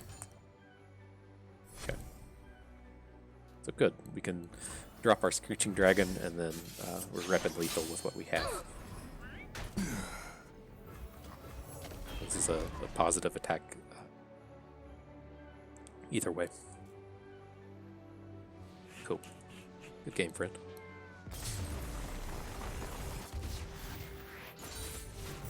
All is as it should Let's get there. Let's see what kind of trades we get. Like 4 more bannermen.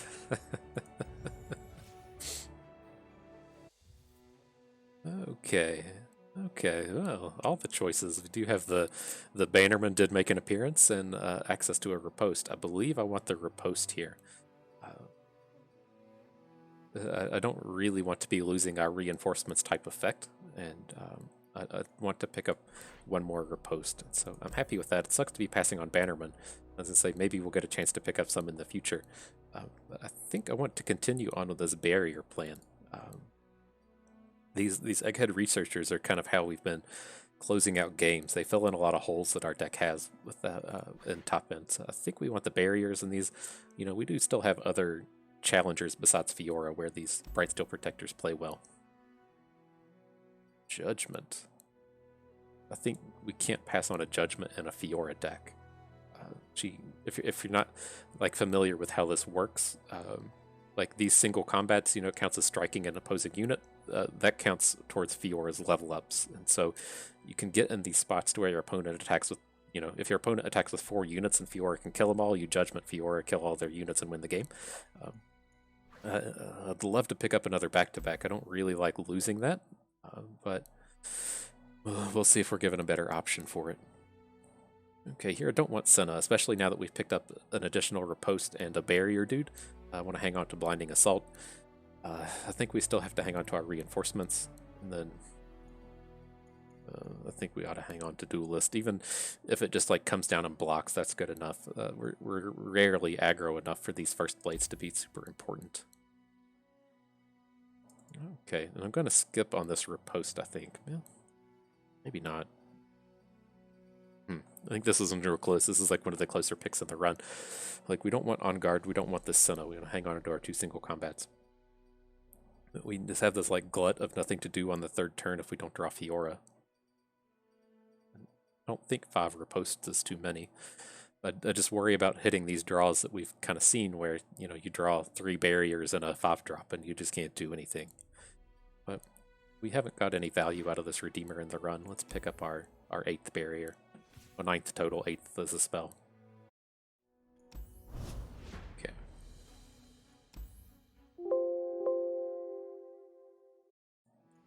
Okay, part 2. Had to cancel that real quick.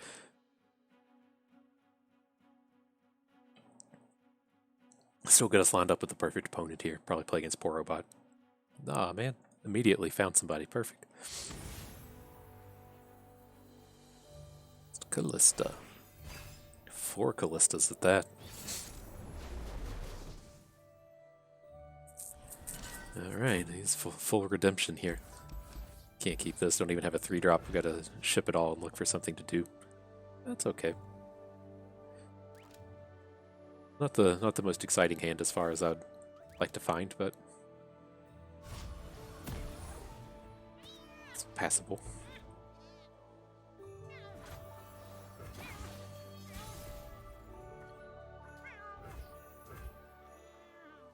Kind of want to bank. Let's see if he actually does anything here. We weren't expecting callers. Okay, I think we have to play our unit. I want to be able to, like in the event that he wants to say play a damage, not a damage card, a draw card, the sacrifice unit draw 2, I'd like to be able to at least counterspell that to a degree.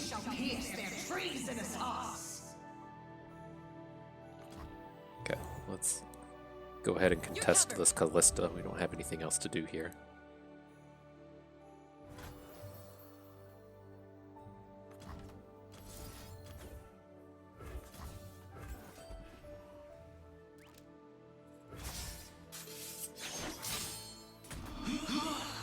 Okay.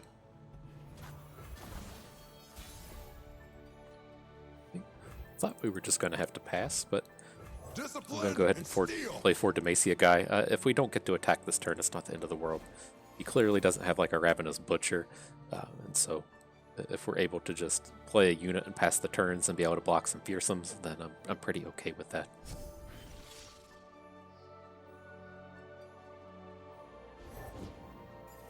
List part 2.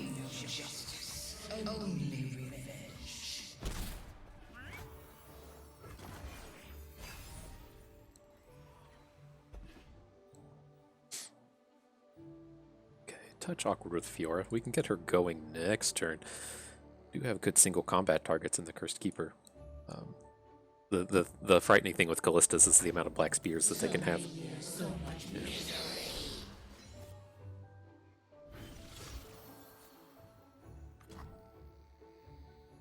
Strength in grace, beauty in the blade. Yeah, that should hopefully be a little on the scary side. Apparently not scary enough.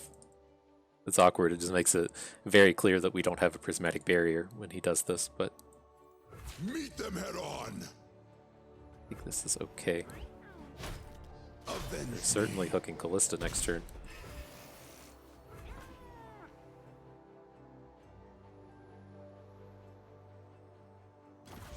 And then I believe I'm good to just go ahead and add Garen. Like with 2 barriers, it just doesn't feel like it's enough to continually contest this stuff. I have a feeling like we're going to like hook Fiora, we're going to win, and then he's going to play like a Black Spear. I just don't think we ever win the game with this Fiora plan. And he should have a reasonably tough time actually dealing with this Garen. Also just like half tempted to not even barrier her.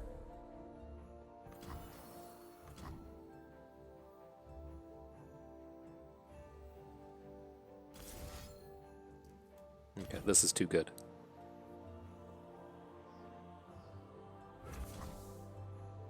Here comes the pivot. This is going to get the strike on Garen, so he's going to flip this turn. Shit, he's got more cards. Okay, there's nothing we can do about that now.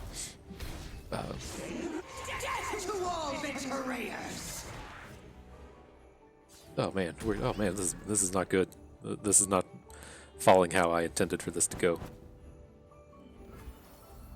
I didn't notice that his Callista was going to flip.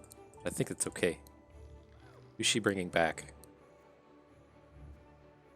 He's lost a unit better than the, he's got a 3/3 that'll be coming back. Charge! I did not manage our mana well here.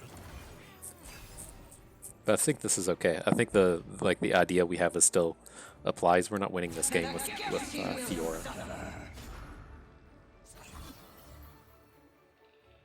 We don't have a way to take down this abomination. Let's see. I stand ready. How bothersome. Is this supposed to be a challenge? Strike without worry.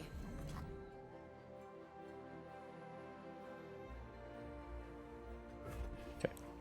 No need to riposte here. She's never winning this combat, right? She's going to deal her damage to Callista, which is going to send the damage down here to Abomination.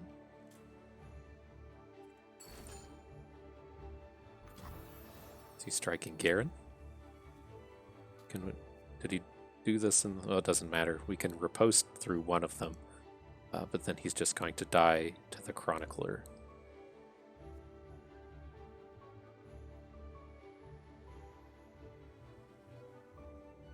Okay.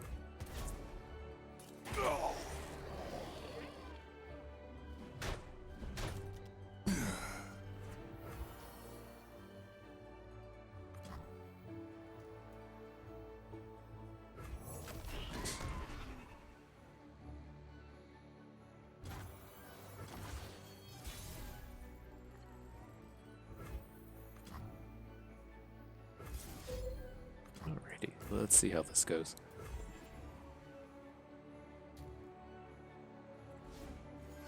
More stuff. Vengeance. Okay. Your reward. This dude has all the cards. Strike quickly, try me. He's got all of them. Okay, he's probably gonna die to Black Spear. He's just gonna have another Callista or something. This is gonna be extremely tough for us to win, but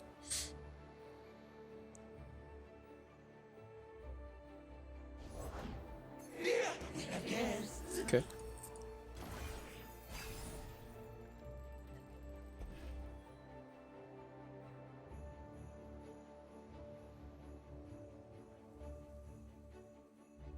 Interesting. I mean, One Yeah. candle for every soul.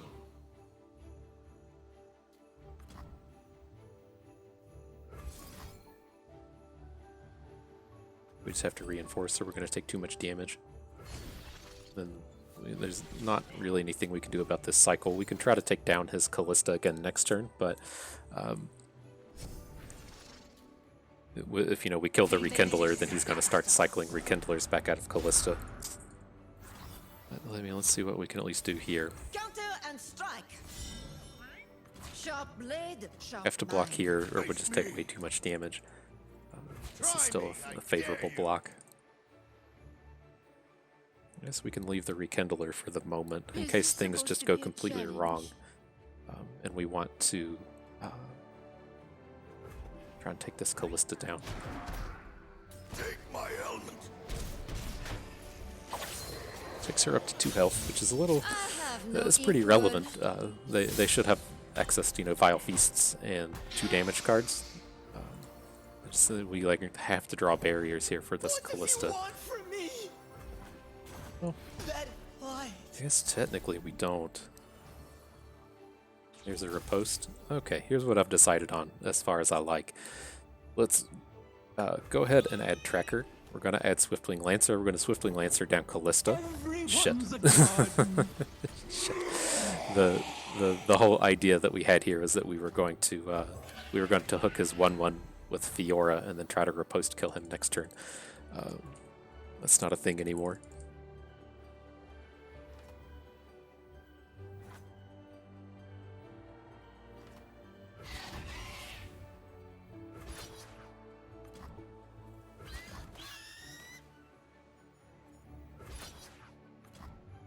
I don't even like this. I'd rather just have this back as a blocker, I think. I long Okay, for just a this one. worthy opponent.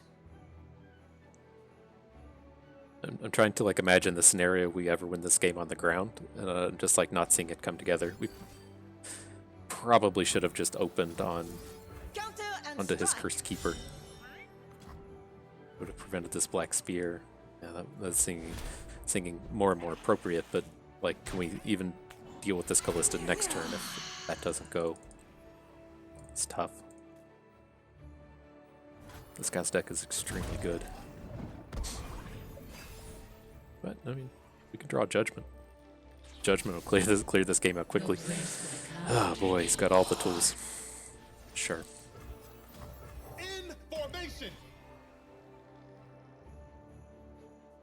So this Callista will now bring back a Rekindler, so we're going to have to deal with hundreds of these. We're just going to have to get a Callista kill.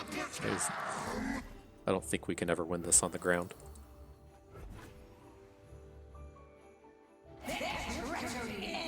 It's a horrible attack. Why wouldn't you get a second Callista?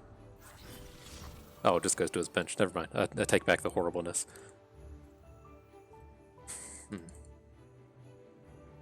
I mean, we have to make a riposte play on Fiora. Your move. I feel like there's a lot of times she just gets killed here with a black spear. Sharp blade, sharp mind. And we have to block this with our heavy infantry. It'll survive this attack. And then, but the problem we have is if we block Callista with this thing, we're risking taking a bunch of damage from his Rekindler down here. Alright,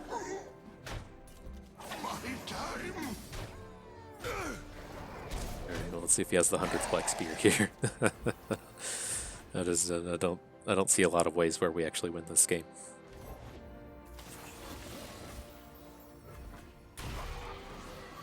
Okay, alright, well maybe we just draw a barrier. Okay, gotta go for it. For the honor of En garde. Strike without worry. One time, dealer. One time.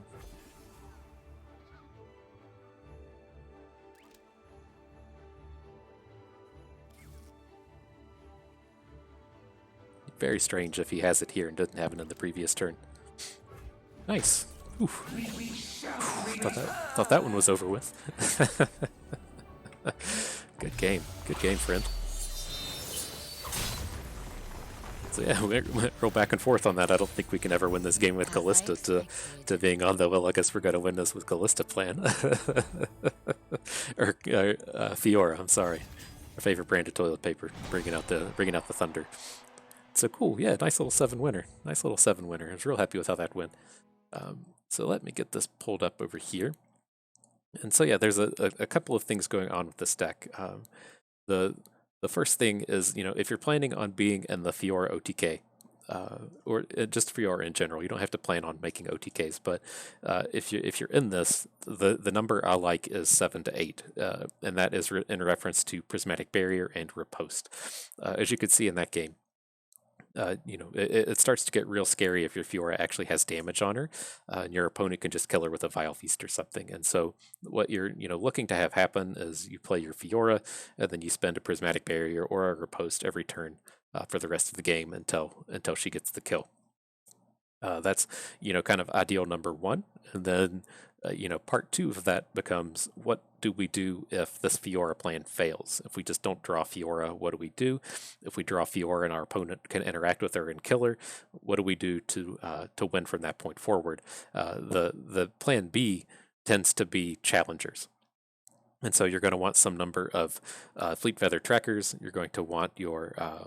we didn't find any Laurent Proteges, but you want your trackers, your Blinding Assaults, your Proteges, but more importantly, you want to have 3 or 4 between Screeching Dragon and Swiftwing Lancer. Like, this is your next fallback plan when you're on this huge, hey, I have barriers.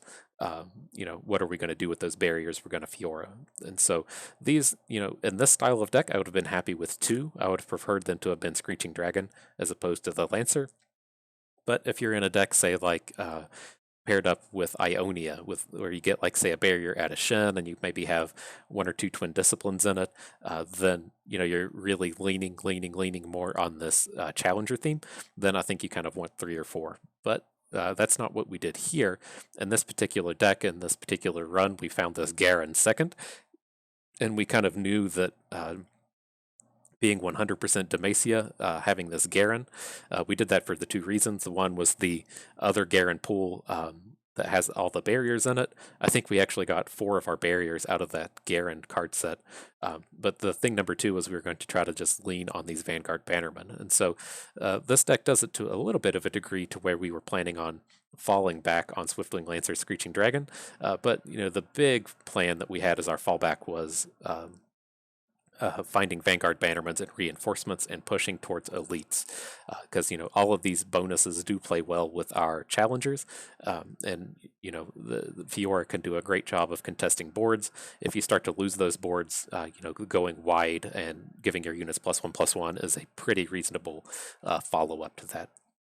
So if you are, looking to draft Fiora, the tier 1 thing you're looking to do here is, Prismatic Barrier, Riposte.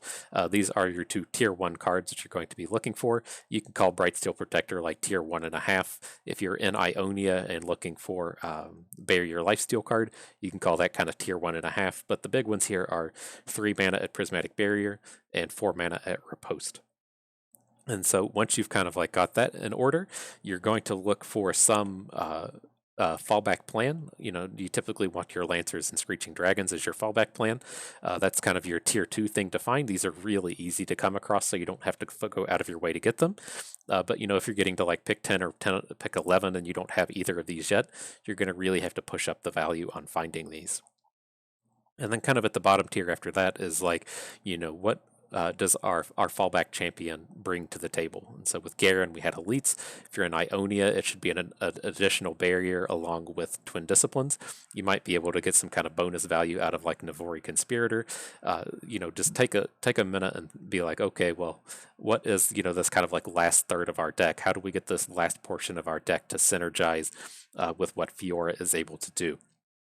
And that's just going to be on a case-by-case basis. And this one here, we were able to fall back to elites. Worked out pretty well. So that is going to do it for this run. I'm pretty sure we're out of rewards, so we'll have to save the next run for those. That's going to do it for us today. I hope you all learned how to Fiora a little bit. You challenged your ability to OTK. Yeah, look at that. Look at those wordsmithing. That's going to do it for us. I hope you all enjoyed the run. This is Free to Play Bust, and thank you for being here.